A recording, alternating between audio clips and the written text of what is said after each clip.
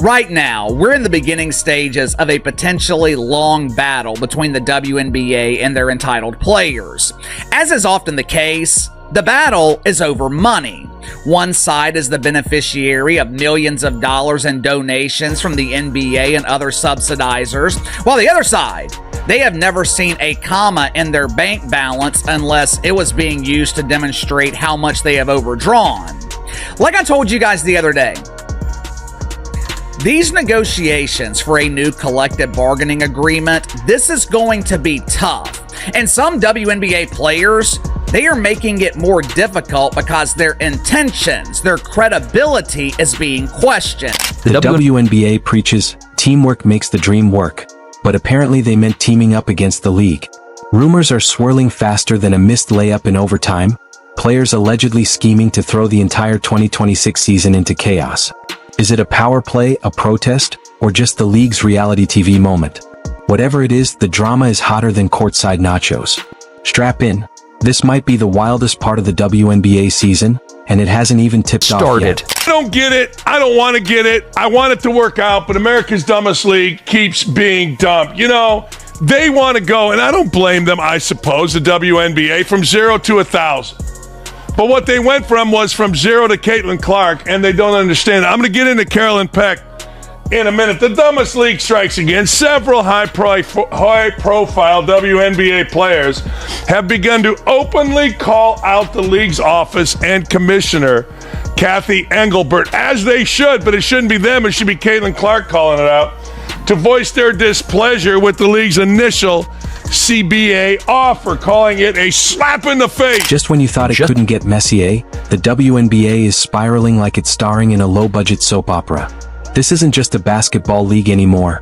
It's a masterclass in alienating fans, confusing your audience, and self-sabotaging in broad daylight. The court used to be for competition.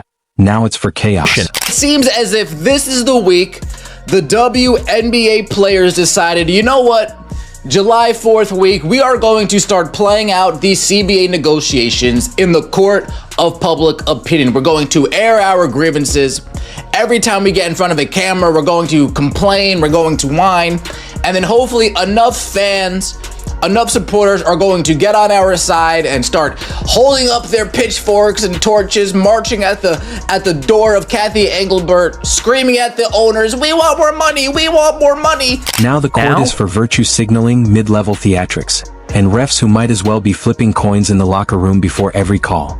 Seriously, what are we even watching? Because it's definitely not the high-level, professional basketball fans signed up for. We've entered a dimension where business logic walked out the door, replaced by a bizarre checklist of hashtags, slogans, and press conference poetry. Ooh, the shots are firing in the WNBA dump. It's the diva of dump divas, Kat Engelbert, against entitled WNBA players. It's the woman who controls all the money that was generously donated by the NBA against delusional dump divers who think they deserve the money even though they have failed to generate a Vietnamese dong in profit. It's entirely possible that there are other dongs in the WNBA. They're just not in the form of profitable currency. Fans aren't tuning in for a halftime TED Talk about feelings. They want buckets, rivalries, buzzer beaters, and something that actually looks like professional basketball. Instead, they're getting drama that feels like a group project where everyone claims to be the boss, and nobody bothered to read the assignment. WNBA players have opted out of their current collective bargaining agreement and face the prospect of a work stoppage. The players are absolutely right. They only get 10% of basketball-related income compared to the 50% that the NBA players get. Players citing higher television ratings, attendance figures, franchise values as the reason for opting out. Now wait a damn minute. Higher television ratings, higher attendance figures. That doesn't come courtesy of a league. It comes courtesy of the players that play in the league. Caitlin Clark, she was the most popular, which means she could have helped your bottom line. Can we talk about the refs? Supposed to be neutral arbiters of justice, yet some officiate like they're wearing invisible jerseys under the stripes. Blink wrong, it's a technical. Breathe near a star player, it's a flagrant. Meanwhile, actual elbows and flying limbs? Interpretive dance. This isn't officiating, it's performance art. The WNBA has somehow turned everything into everything except basketball. Front office statements read like HR memos. Press conferences are vague motivational riddles. Social media? Half sports update, half sensitivity training poster. Here's the truth, the league doesn't need a new slogan. It needs a reset button. Tear it down, rebuild it from the studs up, with one thing in mind, business. Not buzzwords, not group hugs, not virtue flexing. Pure, unapologetic, market-driven professionalism. A league where the product is king, where merit outweighs mantras, and wins and losses matter more than Instagram captions. Right now, it's hard to even tell what the league is trying to be. Compete with other pro sports? A platform for activism? A vibes-based social club in uniform? You can't be all things to all people and still be taken seriously. The NBA doesn't hold feeling circles before tip-off. The NFL doesn't debate whether sacks hurt someone's emotions. Bad news. Bad news. Breanna Stewart basically confirms they're not getting anything they want in the CBA. The CBA offer is a joke, a slap in the face, a spit in the face, and the players will go on strike. They're going to go on strike, y'all. This is happening. I think this is going to come to a crashing head here. The WNBA has gotten so tangled in identity politics and ideological pageantry that even diehard fans are shrugging, hands in the air. Okay, I tried. Want real growth? Treat the league like a business. Cut the fluff. Streamline the product. Start acting like a league that wants to make money and win fans, not gold stars from Twitter. Fans are paying with their time, money, and energy. They want entertainment, not lectures. Gritty rivalries, not sanitized solidarity parades. Competition, not choreographed compassion theater. Imagine a WNBA where talent rules. Where media coverage is earned, not forced.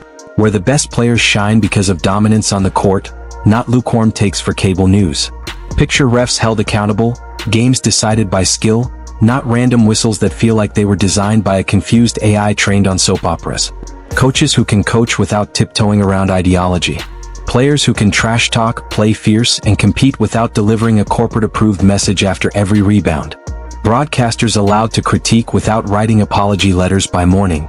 Fans free to watch the game without feeling like they're on probation. They're saying, yeah, sure, here, you want my watch too? Here's my necklace. You want my private jet? Yeah, take my private jet. You could go to Costa Rica. You could go to Turks and Caicos.